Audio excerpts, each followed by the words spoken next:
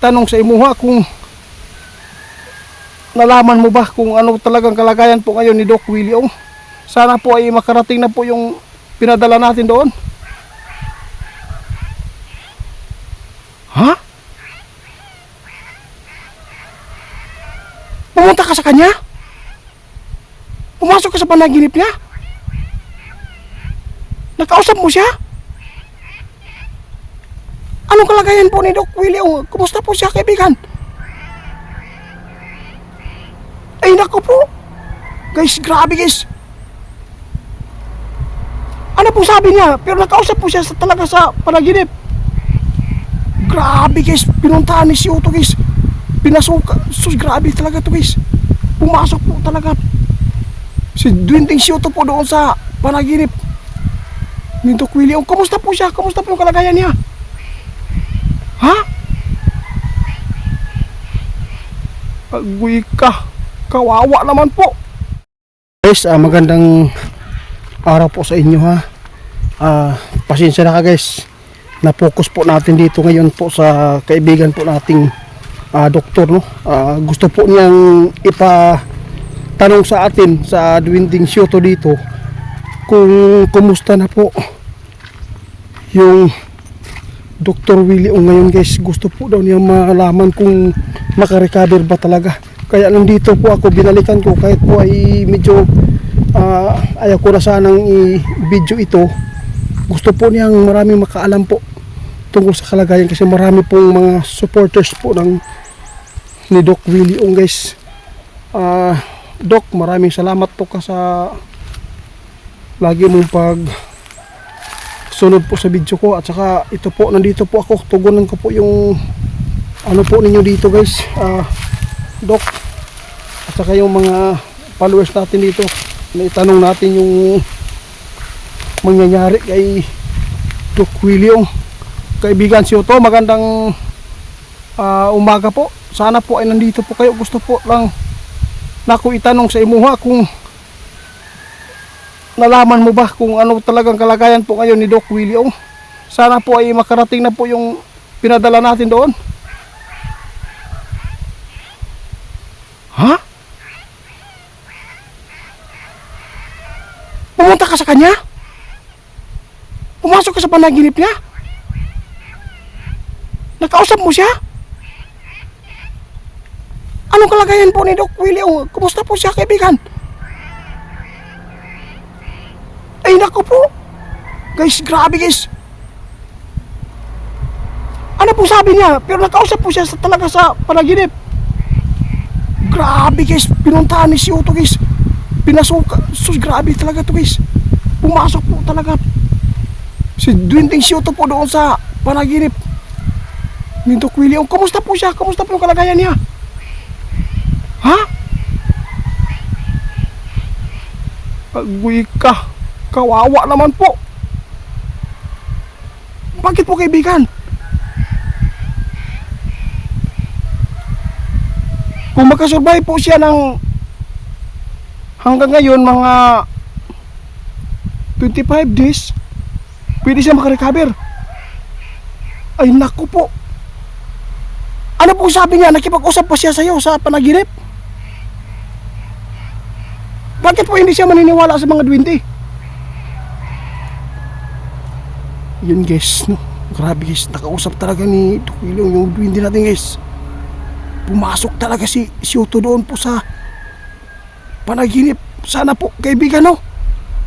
Sa tingin mo, kaibigan, yung ano natin po, ibibigay po natin doon na herbal po, sana po ay matagap niya. Grabe. Bakit mo po siya nagawang puntahan, kaibigan? Yon ang number 1 guys. Kaya pinuntahan at binigyan po ni si Otto ng time, no? Kahit nasa malayo po siya guys, no? Pumasok ng si kaibigan po natin sa panaginip. Sa pamagitan po ng panaginip, nakausap po niya talaga si Doc. Salamat, kaibigan. Oo, totoo yung kaibigan, dahil po ay napakabait po daw na tao guys. Kaya binigyan po ng halaga ni kaibigan nating si Otto. Kaya nagpapasalamat po tayo dahil ay sana, no? Kung makapangyarihan pa lang ako, kaibigan, pwede. Kaibigan, dili ba pwede na kamoy magamot? Oo nga, hindi po lahat po ng duwende guys na pwede pong manggamot, no? Meron lang po talaga na mga duwende na kayang manggamot sa isang tao, pero sila wala po silang kakayahan, pero nagbibigay din po sila ng mga inuming herbal para po ay maagapan po yung mga sakit na ganyan. Kaibigan, dagan kayong salamat sa imo ha. Tungod kay napakabuti po ninyo na duwende, dahil po nagawa po niyong puntahan sa panaginip para makausap, pero sabi po daw ni Doc guys to na hindi po daw talaga naniniwala po yung duwende, at saka binalaan po niya na dapat po na mag-ingat din kasi marami po talagang mga tao na galit sa kanya dahil po sa mga tinuturo po niya ng mga gamot sa mga social media, no? Marami pong mga tao na nasagasaan tulad po ng mga malalaking business po doon. Kaya sana po maka-recover po siya guys. Sinabi po ni kaibigan natin ngayon, medyo malubha po talaga ang kanyang kalagayan dahil po ay napakahirap po talaga yung binigay na sakit sa kanya. Kaibigan, oo nga, sana po matanggap niya yung ano. Oo, kasi nahihirapan din minsan po ma-stricto po yung ano.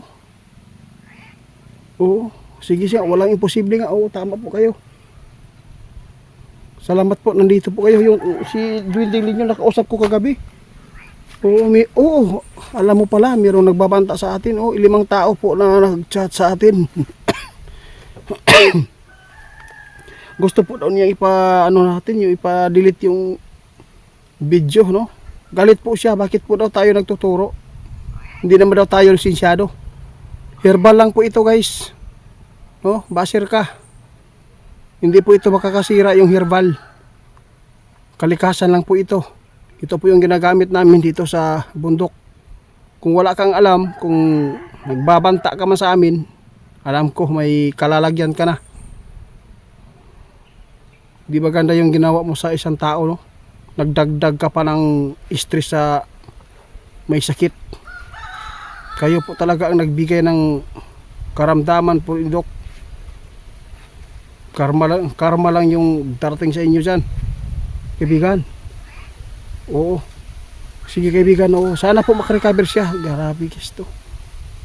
Sana po ay gumaling na po si Dok, kasi sabi po ni Shoto, pumasok siya sa panaginip.